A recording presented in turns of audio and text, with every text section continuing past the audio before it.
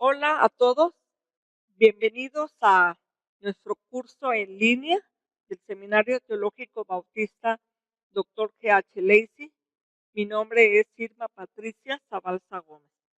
Estaremos compartiendo de esta materia Cartas Paulinas de la unidad número 1. Corresponde que veamos Primera de Tesalonicenses. Antes que nada, es importante ver cómo es que se forma la comunidad de tesalonicenses, de la comunidad en Tesalónica. En Hechos 16, del 6 al 10, en este viaje misionero, segundo viaje misionero del apóstol Pablo, hay algo interesante. Estando él en Troas, en esta sección, dice que él tiene una visión que Dios le mostró, el Espíritu le mostró. Un varón macedónico estaba en pie, rogándole y diciendo: pasa a Macedonia y ayúdanos. Cuando vio la visión, enseguida procuramos partir para Macedonia, dando por cierto que Dios nos llamaba para que les anunciásemos el Evangelio. Está en Troas y dice el varón: pasa a Macedonia. Macedonia está en este lugar y él está aquí. Él quería ir hacia otro lado, pero el Espíritu le dijo: tienes que ir hacia acá. Y obviamente pasa por Samotracia, Neápolis y llega a la comunidad de Filipos. Allí funda una iglesia en Filipos y vemos que una de las primeras convertidas, la primera convertida que menciona la Biblia, es una mujer llamada Lidia, vendedora de púrpura de la ciudad de Tiatira, que adoraba a Dios y estaba oyendo, y el Señor abrió el corazón de ella para que estuviese atenta a lo que Pablo decía. Pareciera que este varón macedónico era una mujer, ¿verdad? Lidia. También vemos que allí en esta ciudad de Filipos, también vemos en la narrativa de Hechos 16 una hermosa conversión, la del carcelero de Filipos. Y en eso vemos qué tremenda transformación hace en la vida de este hombre. Y vemos, ¿verdad?, que él estaba en la cárcel, Pablo, pero decían: pues ahora sáquenlo, después de que le habían dado una tremenda golpiza. Y él dice: no, pues que vengan. Primero nos azotaron, ahora que vengan a sacarnos, porque somos ciudadanos romanos. Cuando saben eso, los magistrados tienen miedo, porque oyen que han hecho esa situación. Y bueno, ellos salen de la cárcel y van otra vez a la casa de Lidia, son consolados y de allí siguen partiendo hacia Anfípolis, Apolonia, y finalmente llegan a Tesalónica. Llegan aquí. Estaban en Troas, pasaron aquí, Filipos, la comunidad de filipenses, y llegaron a Tesalónica. Tesalónica es la capital de Macedonia. Entonces podemos ver que es una ciudad importante del mundo griego. Su nombre original era Thermai, que quiere decir fuentes calientes, dado al golfo en el que se encontraba en esta parte. Pero cambió de nombre. Casandro reedificó la ciudad y le puso el nombre de su esposa, Tesalónica. Ella era hija de Filipo de Macedonia y hermanastra de Alejandro Magno. Tesalónica era una ciudad libre. Su población estaba alrededor de los 200,000 habitantes. Una ubicación estratégica de la llamada Vía Egnatia, una ciudad rica y próspera, poseía el puerto más importante del mar Egeo y famosa por su trabajo artesanal. De hecho, Pablo mencionará allí en Tesalonicenses 4:11 que dice: ocuparos en vuestros negocios y trabajar con vuestras manos. Pareciera que gran parte de los hermanos que conformaban esta iglesia en Tesalónica eran artesanos. Pablo estuvo en Tesalónica, allí predicó por 3 sábados. Por 3 sábados estuvo allí en Tesalónica y con un tremendo éxito que tuvo allí. 3 días de reposo, dice allá en Hechos 17:2. Y después hubo allí un alboroto, de lo cual hicieron que tuvieron que salir de allí, y de allí parten a Berea, que estaba muy cerca. Tesalónica aquí y Berea estaba aquí. Ellos parten a Berea y allí en Berea Pablo deja a Silas y Timoteo. Ellos se quedan allí mientras que a Pablo lo llevan hasta Atenas. Es importante mencionar esto porque posteriormente ellos se reencontrarán con Pablo para dar información sobre la circunstancia de la iglesia de Tesalónica. Entonces podemos ver que están ellos allí en este lugar. Así es que se forma, o así llegó el evangelio a Europa. Así llegó el evangelio a la comunidad de Tesalónica. Primera de Tesalonicenses, su autor, vemos que lo dice aquí en la carta a los Primera de Tesalonicenses 1:1, Pablo, Silvano y Timoteo. Silvano también se le conocía como Silas, que era el acompañante del viaje misionero. Ahora, la fecha en que se escribe esta carta fue escrita entre el año 50 y 51 durante el segundo viaje misionero. Y se escribe desde Corinto. Después de estar en Atenas, Pablo pasó a Corinto y allí está escribiendo esta carta. Esta carta de Primera de Tesalonicenses es el primer documento de Pablo. Y la ocasión la menciona en Primera de Tesalonicenses 3:6. Dice allí: pero cuando Timoteo volvió de vosotros a nosotros y nos dio buenas noticias de vuestra fe y amor, y que siempre nos recordáis con cariño, deseando vernos, como también nosotros a vosotros. Allí habla de que Timoteo volvió. En Hechos 18 habíamos leído que Timoteo se había quedado, ¿verdad? Él había quedado. Y en Hechos 18:5 dice: cuando Silas y Timoteo vinieron de Macedonia, Pablo estaba entregado por entero en la predicación de la palabra y él está en Corinto. Entonces, Pablo, Silas y Timoteo regresan de Macedonia y encuentran a Pablo en Corinto. Y desde Corinto es donde escribe esta carta a los Primera de Tesalonicenses. Como podemos ver, Timoteo dio una muy buena noticia de esta comunidad, hablando del amor y de la fe, y que es precisamente lo que Pablo va a elogiar mucho de esta iglesia de Tesalónica. ¿Cuáles son las inquietudes que Pablo menciona en esta carta? En esta carta, sí es una carta que se caracteriza por la expresión de amor, estímulo, pero también hay ciertas preocupaciones. Una de ellas, son 4, vamos a ver la primera: una fuerte oposición al ministerio y a la persona de Pablo.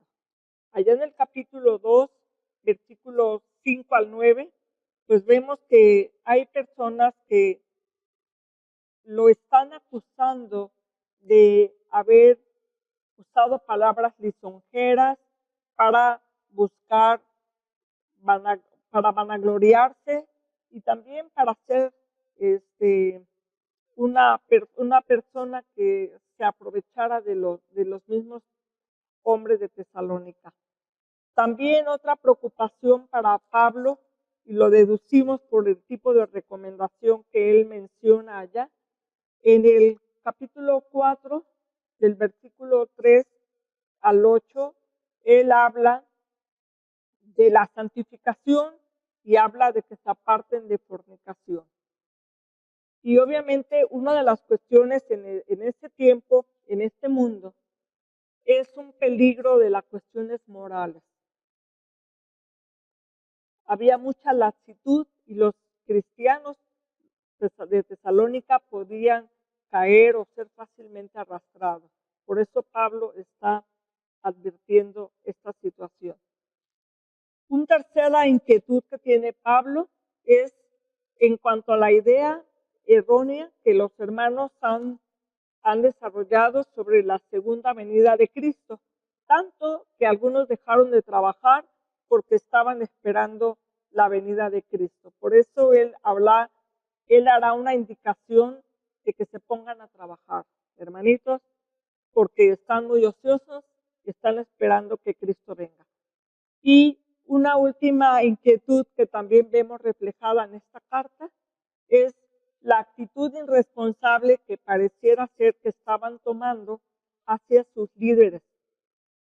En el 5, 12 al 13, dice: os rogamos, hermanos, que reconozcáis a los que trabajan entre vosotros y os presiden en el Señor y os amonesten, que los tengan en mucha estima. Entonces, si se dan ese tipo de recomendaciones, posiblemente es porque estaba habiendo allí un descuido respecto a eso. Vamos ahora al capítulo 1. En el capítulo 1, versículo 1, dice: Pablo, Silvano y Timoteo. Este texto pues está haciéndonos referencia a varios autores. Sin embargo, pues siempre la autoría principal se atribuye a Pablo. Y en el uso de esta carta siempre va a hablar en primera persona del plural. Nosotros, y estará hablando de esto. Pablo en este versículo 1 dice a la iglesia de los tesalonicenses. La eclesía era una asamblea particular, fue parte de la democracia griega, instaurado por el magistrado griego Solón en el 594 a.C. y mantenida durante la época del Imperio Romano. En Tesalónica podríamos decir que hubo dos iglesias, la iglesia civil y la iglesia cristiana. La iglesia civil participaban los hombres libres. De hecho, Pablo usa este término, eclesia, pero ahora en un contexto diferente. A esta eclesia cristiana, porque dice una eclesia cristiana en Dios Padre, en el Señor Jesucristo, que sería la expresión en Cristo, gracia y paz a vosotros de Dios nuestro Padre y del Señor Jesucristo. Hay tres distintivos que él menciona en esta carta. En el versículo 3 dice: acordándonos sin cesar delante de Dios y Padre de nuestro Padre nuestro, de la obra de nuestra fe, del trabajo de vuestro amor y de vuestra constancia en la esperanza. Gracia y paz es un saludo muy original de Pablo, pero también aquí vemos en este versículo 3 los tres distintivos de la iglesia: la obra de la fe, el trabajo del amor y la constancia de la esperanza, conocidas también como las virtudes teologales. Cuando habla aquí en el versículo 3, dice: acordándonos del trabajo, ¿verdad? De vuestro amor. El trabajo viene de la palabra griega kopou, que significa fatigarse en duro trabajo. Y para trabajar en el ministerio de la Iglesia de Cristo se requiere amor. Y el amor aquí que está usando Pablo es el ágape. Es un amor desinteresado, un amor que solamente puede provenir de Dios. Y la esperanza que tiene esta iglesia cuando habla aquí la constancia en la esperanza de vuestro Señor Jesucristo, la verdadera esperanza es aquella que hace que el cristiano esté firme y constante en medio de la adversidad. Pablo más adelante va a decir en el versículo 6 que recibieron la palabra en medio de gran tribulación. Es una iglesia que está sufriendo también. En este versículo 4 dice así, porque conocemos, hermanos amados de Dios, vuestra elección. Los creyentes de Tesalónica tienen una hermosa descripción, los amados de Dios, pero son los amados de Dios que han respondido al amor de Dios. Sin embargo, hay algo muy importante que tenemos que señalar. Son elegidos, pero dice en el 5, pues vuestro evangelio no llegó a vosotros en palabras solamente, sino también en poder, en el Espíritu Santo y en plena certidumbre, como bien sabéis, cuáles fuimos entre vosotros por amor de vosotros. Antes de la elección o lo que precede a la elección es la proclamación del evangelio. No porque son elegidos ya no se requiera de compartirles el evangelio. Ellos necesitan escuchar y los elegidos responderán.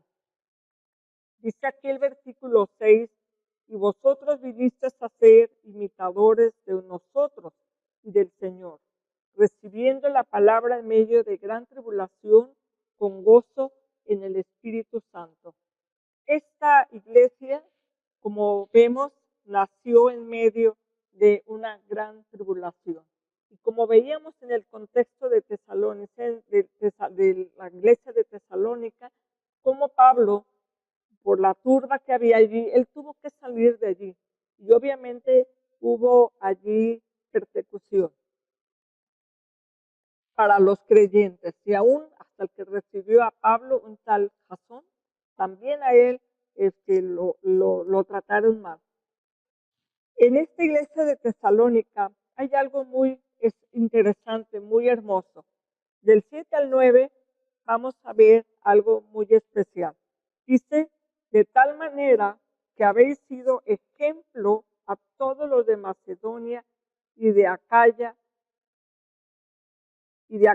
que han creído, porque partiendo de vosotros ha sido divulgada la palabra del Señor, no solo en Macedonia y Acaya, sino también en todo lugar. Aquí tenemos Acaya y ellos están aquí en Tesalónica. Pues Macedonia, Acaya, todo ha sido un lugar que ha recibido la influencia, su influencia traspasó fronteras, es lo que está diciendo aquí Pablo. Y algo importante, ¿por qué traspasó fronteras? ¿Por qué esta iglesia tuvo gran impacto? Dice, han sido ejemplos. Ahora, la palabra ejemplo o modelo viene de la palabra griega tupón, que tiene la idea de ser una marca dejada por un fuerte golpe. Es decir, una marca que no se puede borrar. La influencia de los tesalonicenses es una marca profunda y algo que ha marcado en las personas de su contexto que rodearon a ellos. ¿Qué fue lo que les impactó tanto de los tesalonicenses? Pues miren, algo muy importante, versículo 9, porque ellos mismos cuentan de nosotros, la manera en que la manera en que nos recibisteis y cómo os convertisteis de los ídolos a Dios, para servir al Dios vivo y verdadero. La verdadera conversión, el cambio radical, el haber dejado a los ídolos para volverse a Dios y volverse con un propósito, dice aquí, para servir al Dios vivo y verdadero. Eso fue lo que impactó tanto y marcó a toda la comunidad cristiana. Ahora, Macedonia y Acaya, estos lugares son regiones griegas que fueron tituladas provincias imperiales por el emperador Tiberio en el año 15 después de Cristo. Pasamos al capítulo 2. El trabajo evangelístico de Pablo en Tesalónica dice aquí, ¿verdad? En el 2:1 dice, porque vosotros mismos sabéis, hermanos, que vuestra visita a vosotros no resultó vana. No resultó vana. Es decir, Pablo sembró en buena tierra y dio fruto allí. En Hechos 16, antes de que Pablo llegase a Tesalónica, él había pasado a Filipos. Como vemos, allí fundó la comunidad de Filipos. Porque hace mención aquí en el versículo 2, dice, pues habiendo antes padecido y siendo ultrajado en Filipos, como sabéis, tuvimos de nuevo en nuestro Dios para anunciaros el Evangelio de Dios en medio de gran oposición. Los tesalonicenses saben también de la oposición, del sufrimiento y del dolor y de cómo ha ido formándose el Evangelio en esta comunidad de Filipos, como también en la de ellos. En el versículo 3 dice así, porque nuestra exhortación no procedió de error ni de impureza, ni fue por engaño. Una palabra importante aquí es nuestra exhortación. Exhortación viene del griego, que significa que es paraclesis. Paraclesis, el significado es alentar o consolar.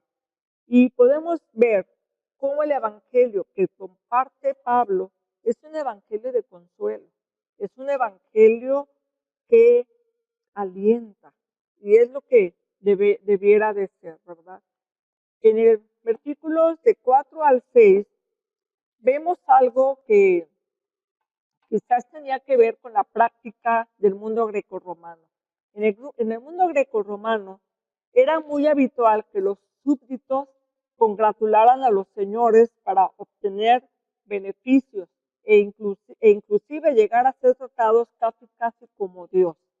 Pablo en esta sección va a resaltar que él no espera adulación de la gente, ni tampoco está buscando la aprobación de las personas, solo la de Dios.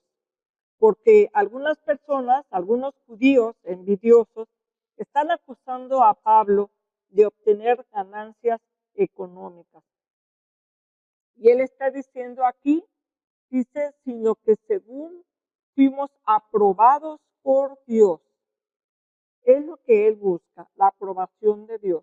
Dice, para que se nos confiase el evangelio, así hablamos, no como para agradar a los hombres, sino a Dios, que prueba nuestros corazones.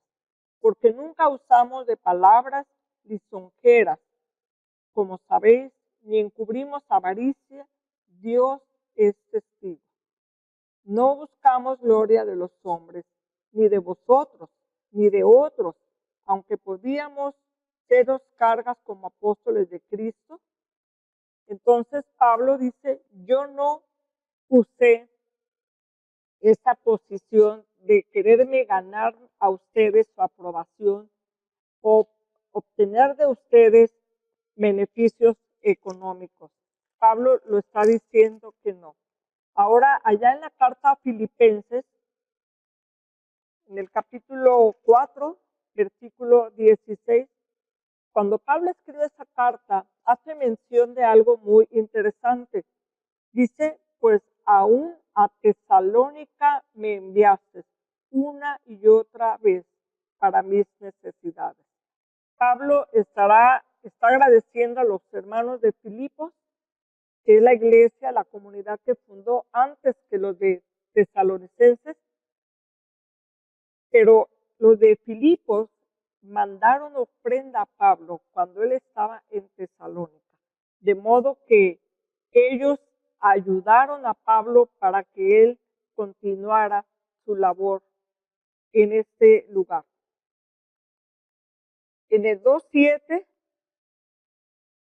después de que se le ha acusado de que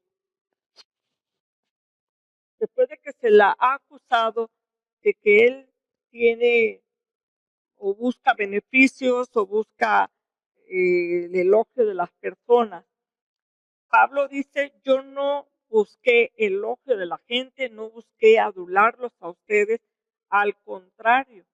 En el 2:7 vemos una metáfora muy interesante que Pablo está usando. Dice, antes fuimos tiernos entre vosotros como la nodriza que cuida con ternura a sus propios hijos. La nodriza, o en este caso también la madre. Nodriza, que en griego es tropos, que significa nutrir.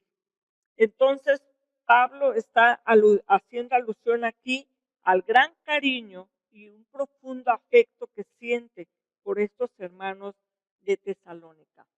Pero no solamente tiene esa figura femenina como la nodriza, si nos vamos al versículo 11, dice, así como también sabéis de qué modo, como el Padre a sus hijos, exhortábamos y consolábamos a cada uno de vosotros.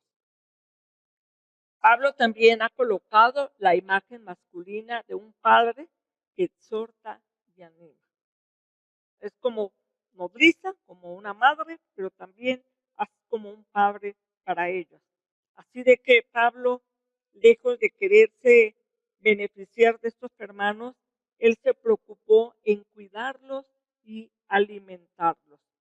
En el versículo 9 dice lo siguiente, porque os acordáis, hermanos, de nuestro trabajo y fatiga, como trabajando de noche y de día, para no ser gravosos a ninguno de vosotros, os predicamos el Evangelio de Dios. Pablo no solamente trabajaba en el Evangelio, sino también en ese oficio de hacer tiendas. Dice aquí, de día y de noche, él trabajaba. Y dice aquí en Hechos 18:3, cuando él está en Corinto, que se encuentra con Aquila y Priscila, dice que ellos, Aquila y Priscila, eran del mismo oficio, se quedó con ellos y trabajaba juntos, pues el oficio de ellos era hacer tiendas. Pablo habla de que para no ser carga de estos hermanos, bueno, la iglesia de Filipos y también de su trabajo, él se sostenía. Y aún también lo va a seguir afirmando en la segunda carta de Tesalonicenses, en el 3:8, cuando dice, ni comimos de balde el pan de nadie, sino que trabajamos con afán y fatiga, día y noche, para no ser gravosos. Aquí podemos ver algo, ¿verdad?, interesante, un trabajo bivocacional, en términos de hoy, diríamos, que trabaja con sus manos, con su profesión, pero también trabaja y sirve en el ministerio.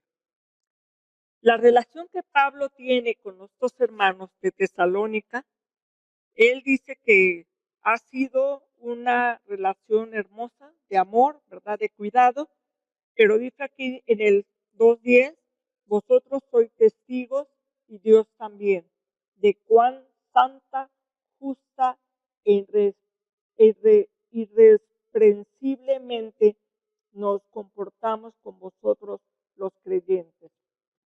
Pablo la conducta que ha tenido con los hermanos ha sido una conducta santa, justa e irreprensible.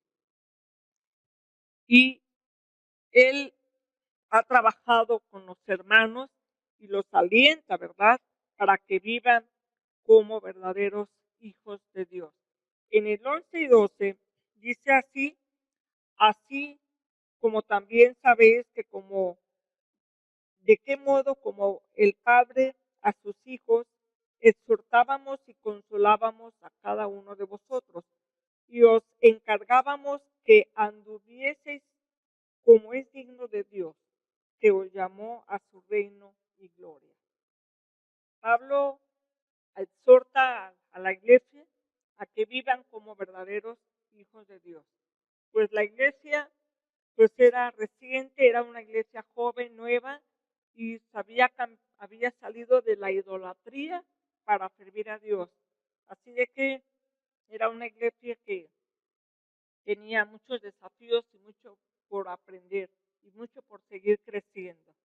Versículo 13 dice, por lo cual también nosotros, sin cesar, damos gracias a Dios de que cuando recibiste la palabra de Dios, que oíste de nosotros, la recibiste no como palabra de hombres, sino según es en verdad la palabra de Dios, la cual actúa en vosotros los creyentes.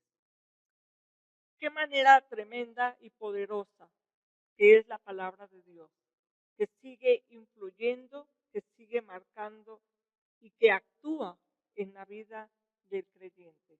Y es lo que está diciendo a Pablo. Es posible que ustedes puedan vivir como hijos, como llamados, como dignos de Dios, puesto que la palabra sigue obrando en ustedes.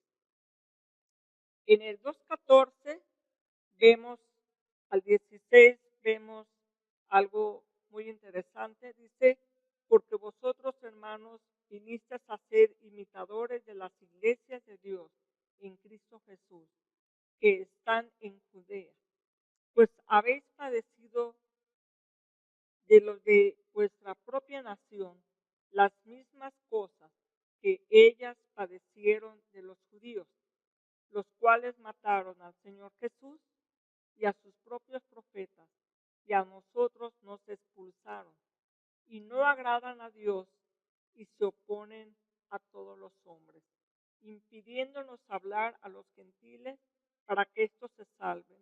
Así colman ellos siempre la medida de sus pecados, pues vino sobre ellos la ira hasta el extremo.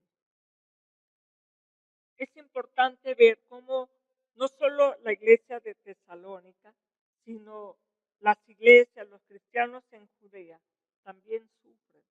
La iglesia, los cristianos han pasado persecución, pero cómo estas persecuciones, estos sufrimientos hermanan a los tesalonicenses, es una manera, un vínculo de identificación del ver, ¿verdad?, cómo la obra sigue a pesar de esas circunstancias. Pablo expresa en el versículo del 17 al 20, dice, pero vosotros, hermanos, separados de vosotros por un poco de tiempo, de vista, pero no de corazón, tanto más procuramos con mucho deseo ver vuestro rostro. Por lo cual quisimos ir a vosotros, yo Pablo, ciertamente una y otra vez, pero Satanás nos estorbó. Pablo expresa su deseo de visitar nuevamente Tesalónica, pero él está convencido de que el estorbo o el obstáculo para hacerlo no proviene sino más que de Satanás, que pone barreras en la obra misionera. Porque dice aquí, quisimos ir, pero Satanás nos estorbó. Él desea ir y él está expectante. Y a pesar de ese estorbo y de ese impedimento, él no se va a dar por vencido, como lo vamos a ver en el siguiente capítulo. Capítulo número 3 de Primera de Tesalonicenses. En este capítulo 3, del 1 al 5, dice: por lo cual, no pudiendo soportarlo más, acordamos quedarnos solos en Atenas. Pablo está aquí en Atenas. Y aunque tuvo un obstáculo, un impedimento, como lo mencioné en el capítulo anterior, obviamente no se dio por vencido. Y dice aquí, en este capítulo, en el versículo 2, enviamos a Timoteo, nuestro hermano, servidor de Dios y colaborador nuestro en el Evangelio de Cristo, para confirmarnos y exhortaros respecto a vuestra fe. Pablo envía a Timoteo para que él siga colaborando y sirviendo allí. Pero hay algo importante, ¿verdad? Deja en claro la autoridad de Timoteo. No solamente es un colaborador, dice aquí es servidor de Dios. Y en esta parte vemos algo muy importante, el principio de la colaboración. No es algo que solo Pablo lo tiene que hacer, sino que también usa a sus consiervos, y los consiervos son un equipo para trabajar en bien del progreso del Evangelio y en bien del trabajar, de afianzar, de edificar a la iglesia. En el versículo 6 vemos que Timoteo pues había ido a Tesalónica para estar con ellos, y en el 6 vemos que Timoteo volvió de vosotros a nosotros y nos dio buenas noticias de vuestra fe y amor, y que siempre nos recordáis con cariño, deseando vernos, como también nosotros a vosotros. Entonces Pablo está en Corinto cuando llega Timoteo, y obviamente él le da buenas noticias de la fidelidad de la iglesia. Y eso ha consolado a Pablo en gran manera, y eso es el resultado de esta carta. Por eso él escribe allí. En el versículo 10 dice: orando no de noche y de día, con gran insistencia, para que veamos vuestro rostro y completemos lo que falte a vuestra fe. Obviamente, esta buena noticia que consoló a Pablo siempre fue un motivo de gratitud a Dios. Pero ahora dice aquí también que él ora día y noche, quiere volverlo a ver, pero dice: y completemos lo que falte a vuestra fe. Pablo y los colaboradores desean completar. Eso no significa que la fe esté fracturada en pedazos o que no habían dado lo suficiente. Lo que significa es lo que falta. Es decir, que la fe necesita perfeccionar y madurar a lo largo de la vida. Es importante esa parte. Pablo no se quedó con darles el Evangelio en sus inicios y ya, sino el que él deseaba un crecimiento de la iglesia, un crecimiento en su conocimiento. Y es algo muy importante que también nosotros debemos de enfatizar en nuestras iglesias, el deseo de que conozcan más y más de la palabra, que ellos crezcan en el conocimiento de la palabra. Del 11 al 13, estaremos terminando este capítulo 3. Dice aquí que Pablo va a ora, ¿verdad?, por un amor que sobreabunde. Y él se pone de ejemplo. Pablo ama a esta iglesia y esta iglesia también le ama grandemente a Pablo. Dice aquí en este pasaje del 11 al 13, mas el mismo Dios y Padre nuestro y nuestro Señor Jesucristo dirija nuestro camino a vosotros y el Señor os haga crecer y abundar en amor. Fíjense bien la palabra allí, crecer y abundar en amor, unos para con otros y para con todos, como también lo hacemos nosotros para con vosotros, para que sean afirmados vuestros corazones, irreprensibles en santidad, delante de Dios nuestro Padre, en la venida de nuestro Señor Jesucristo, con todos sus santos. Y aquí vemos cómo Pablo, ¿verdad?, pide su oración es que ellos crezcan y que abunden en amor.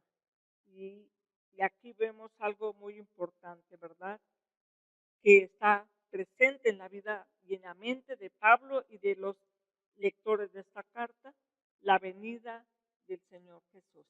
Por eso decíamos, esta es una carta escatológica. Primera de Tesalonicenses, capítulo 4. En el 4, versículo 1, Pablo anima a permanecer constantes en este crecimiento.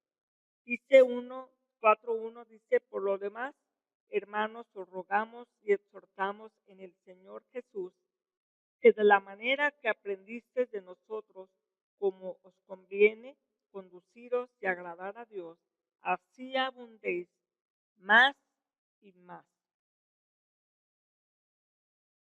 Pablo desea que la iglesia esté en un constante crecimiento.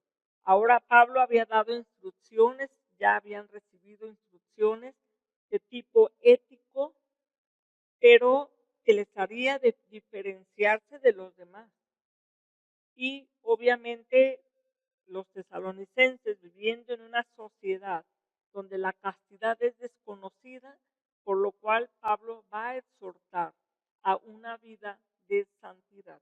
Vamos a verlo en los versículos 2 y 3.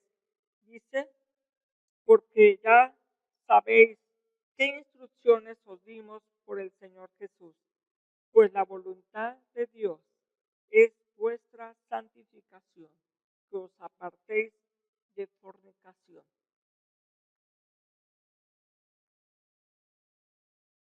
En el versículo 6 vemos una reveladora razón por la cual Pablo ha instado a que los hermanos actúen de manera santa y justa.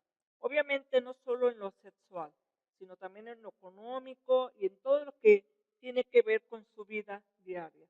Dice el versículo 6, que ninguno agravie ni engañe en nada a su hermano, porque el Señor es vengador de todo esto, como ya os hemos dicho y testificado.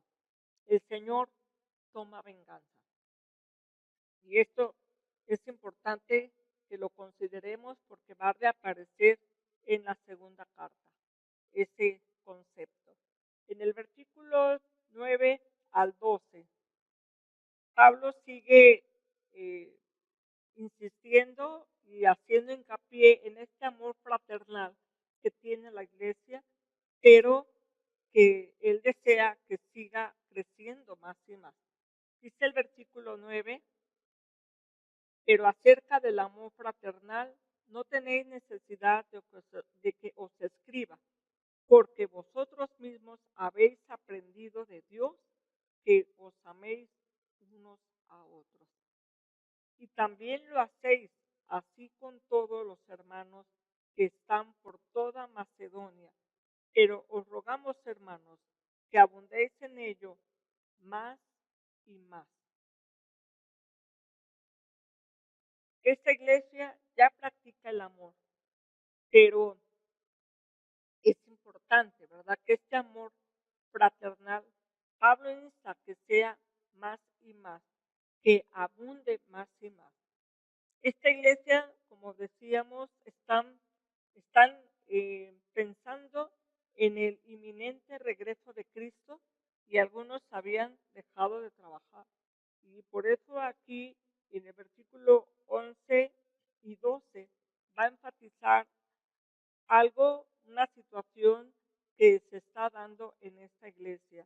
y por eso lo va a mencionar.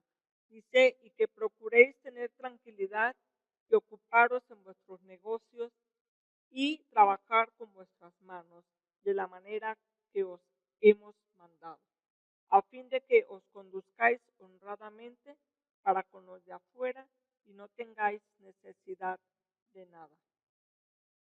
Unas manos ociosas pues tienen siempre, ¿verdad?, muchas circunstancias en las cuales entrometerse en la vida de los demás.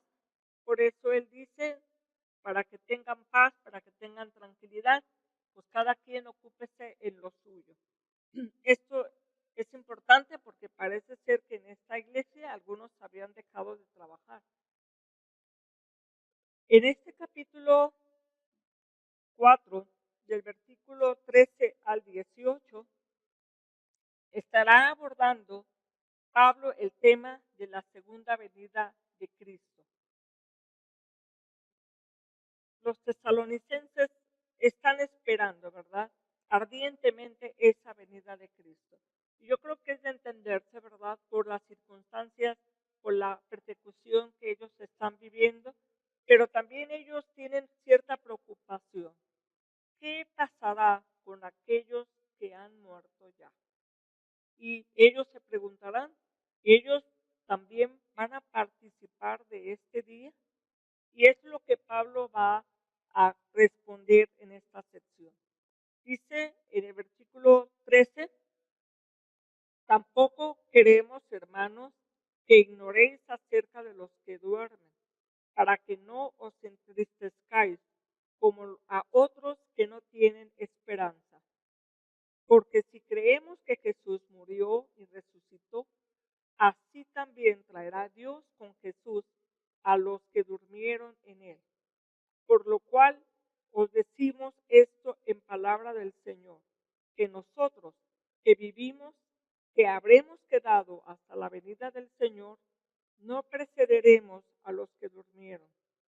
Porque el Señor mismo, con voz de mando, con voz de arcángel y con trompeta de Dios, descenderá del cielo y los muertos en Cristo resucitarán primero. Aquí hay algo importante que podemos notar.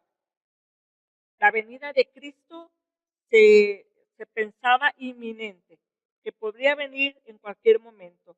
De hecho, Pablo mismo esperaba presenciarlo, por lo que dice aquí en este versículo que hemos acabado de leer, nosotros que vivimos, que habremos quedado hasta la venida del Señor. Pareciera que Pablo está pensando que él va a estar vivo cuando el Señor venga. Ahora, este tema de la segunda venida de Cristo es el corazón del cristianismo. Pablo ha hablado de las personas que durmieron.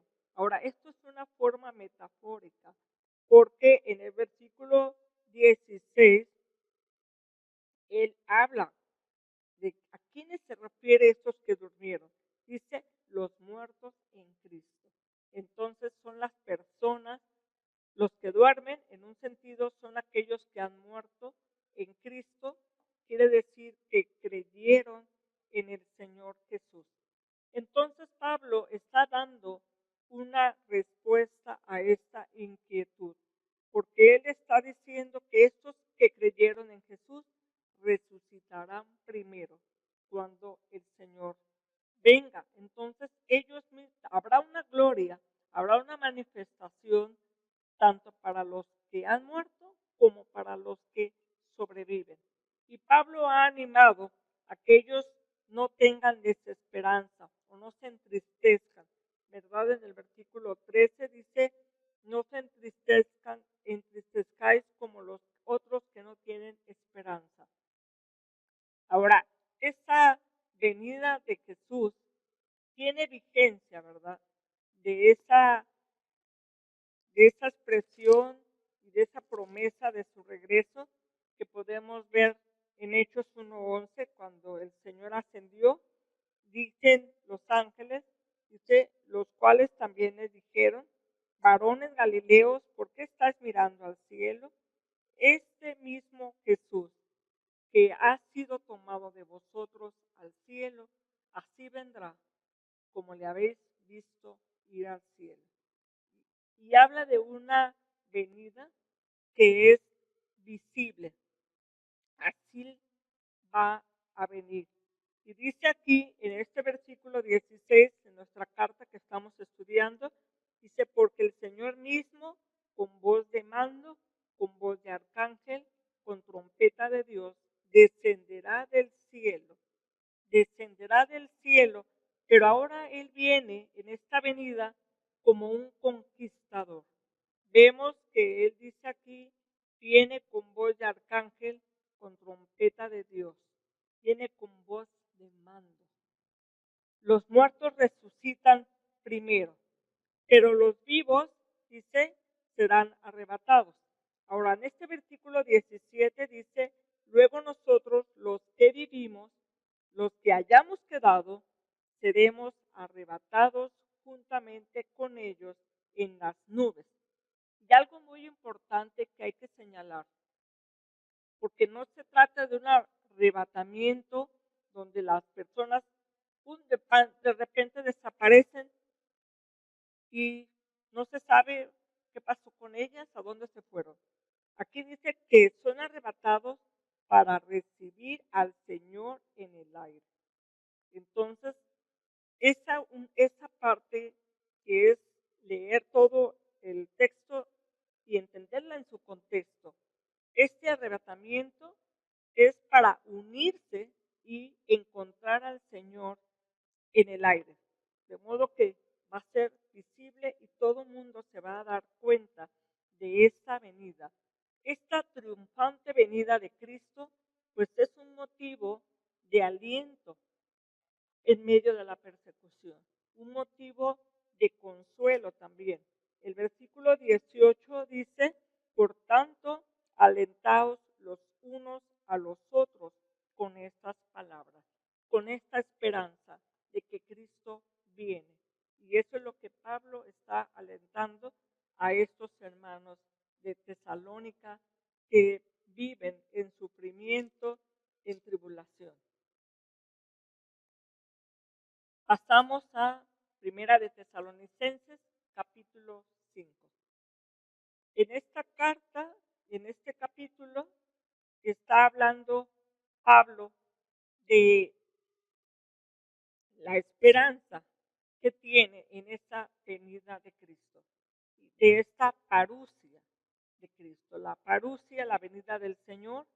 Y dice aquí, del 1 al 3, va a manejar dos metáforas importantes. Dice que el Señor vendrá como ladrón en la noche. Y hablando de eso, muy común, ¿verdad? Un ladrón pues no avisa y llega de una manera inesperada, ¿verdad? Para hurtar. Pero así sin aviso, va a llegar el Señor en el momento que quizás menos lo esperemos. Pero también, aparte de usar la metáfora como ladrón en la noche, también está usando una metáfora, también lo compara, dice aquí, como los dolores a la mujer encinta. Una mujer que está a punto de aliviarse y en cualquier momento puede nacer ese bebé. Entonces, él está diciendo, el Señor viene, es seguro, porque una mujer que empieza con dolores de parto ya no hay vuelta para atrás. Ese bebé va a nacer porque va a nacer. Entonces, Pablo está hablando de que la venida del Señor es un acontecimiento con plena certidumbre de que va a suceder. Del versículo 4 al versículo 11, habla Pablo de cómo estar preparados precisamente para la venida del Señor. Dice versículo 4, mas vosotros hermanos no estáis en tinieblas para que aquel día os sorprenda como ladrón. Porque todos vosotros sois hijos de luz e hijos del día. No somos de la noche ni de las tinieblas. Por tanto, no durmamos como los demás, sino que velemos y seamos sobrios. Pues los que duermen de noche duermen, y los que se embriagan de noche se embriagan. Pero nosotros, que somos del día, seamos sobrios, habiéndonos vestido con la coraza de fe y de amor, y con la esperanza de salvación como yelmo. Pablo dice que estar velando, estar alertas, no dormir, obviamente en un sentido metafórico, ¿verdad? Pero habla de que nosotros somos hijos de luz. Por lo tanto, el día que el Señor venga, el día que Él nos disponga así, no nos debe de sorprender, porque debemos de estar viviendo como el Señor espera de nosotros, ¿verdad? Como es digno, que Él ya lo ha mencionado. Por otro lado, en este versículo 8 hay algo importante. Pablo dice que nosotros estemos vestidos con la coraza de fe y con el yelmo de la salvación. En la época de Pablo, el ejército imperial fue el mejor armado de toda su época. Y Pablo alude al atavío y está vistiendo a los cristianos. Cuando habla de la coraza, es aquello que protege al soldado tanto de la espalda como del pecho, y el yelmo, el casco que se pone el soldado. Esto lo va a ampliar de una manera mucho más descriptiva en Efesios capítulo 6, del 10 al 20, cuando va a hablar de la armadura de un soldado. Pero aquí está mencionando ya un anticipo de Pablo, de cómo está comparando el que tenemos que estar protegidos por la fe y por la salvación. Y en medio de esta situación, la iglesia tiene una misión. En el versículo 11 dice, por lo cual animaos unos a otros y edificaos unos a otros, así como lo hacéis. Ya lo hacen, pero les insta a que lo sigan haciendo, que ellos se sigan edificando, como en amor, pero también alentándose con esta promesa, con esta seguridad de la venida del Señor. En este capítulo 5, de los versículos del 12 al 22, Pablo va a dar concisas instrucciones más para esta iglesia. Versículos 12 y 13 dice, os rogamos, hermanos, que reconozcáis a los que trabajan entre vosotros y os presiden en el Señor y os amonestan, y que los tengáis en mucha estima y amor por causa de su obra. Tened paz entre vosotros. Habla sobre los dirigentes de la iglesia, cómo deben de ser tratados con estima, con amor, considerando el trabajo que ellos hacen para Dios. También va a hacer ahora en el siguiente versículo, en el 14, una amonestación para los indisciplinados y desanimados. Dice, también os rogamos, hermanos, que amonestéis a los ociosos, que alentéis a los de poco ánimo, que sostengáis a los débiles, que seáis pacientes para con todos. Habían dejado unos de trabajar, habían unos quizás estar desanimados por la tribulación, por todo lo que ellos estaban pasando, y era natural. Pero dice Pablo, no permitan que esto pase, ustedes aliéntenlo, anímenlo a seguir adelante. En el versículo 15 al 18 dice, mirad que ninguno pague a otro mal por mal, antes seguir siempre lo bueno unos para con otros y para con todos. Que no haya actitudes vengativas entre ustedes. Ahora, ya ha dicho, ¿verdad?, que el Señor es vengador, pero aquí dice, ustedes no lo hagan. El Señor siempre va a tomar venganza de quienes agravian a su pueblo, a su iglesia. Por el contrario, dice, estar gozosos, orar sin cesar, den gracias a Dios por todo. Y sobre todo también dice aquí, versículo 19 al 22, sobre la enseñanza. Dice, no apaguéis al espíritu, no menospreciéis las profecías, examinando todo, retened lo bueno, absteneos de toda especie de mal. Y el mismo Dios siempre os santifique todo vuestro ser. Ahora, es importante, Pablo hace estas instrucciones para los creyentes, pero ¿qué piensa él de los hermanos? ¿Qué piensa él de las personas? Él habla de una santificación integral, porque aquí dice todo vuestro ser, espíritu, alma y cuerpo. En este versículo 23 podemos ver que Pablo no está abordando el dualismo helenístico típico de su época, que consideraba el cuerpo malo y el alma buena, sino que para él la salvación comprende al ser humano en su totalidad, espíritu, alma y cuerpo. Dice que todo vuestro ser sea santificado y sea irreprensiblemente guardado para la venida de nuestro Señor Jesucristo. Pablo está hablando de que la redención incluye esas dimensiones al cuerpo, al alma, al espíritu, ¿verdad? Y todo es objeto del amor, de la redención en una forma total e íntegra. Finalmente, de los versículos 25 al 28, Pablo está dando los saludos y la bendición final. Dice aquí, hermanos, orad por nosotros. Esto es algo muy interesante, que Pablo, el más grande de los apóstoles, él se siente fortalecido por la oración de sus amigos.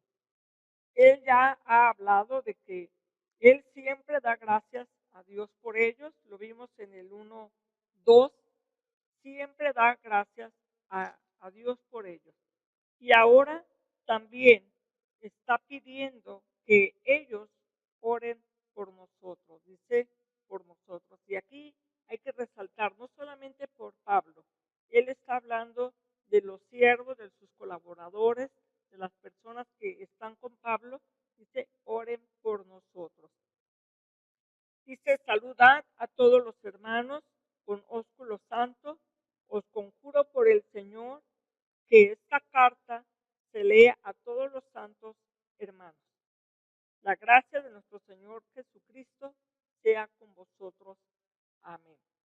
Pablo empezó esta carta hablándoles que la gracia y la paz de Jesucristo, de Dios, sea con ellos, pero también termina así, con una carta llena de gracia de Dios para con ellos. Y esto es el fin de esta primera carta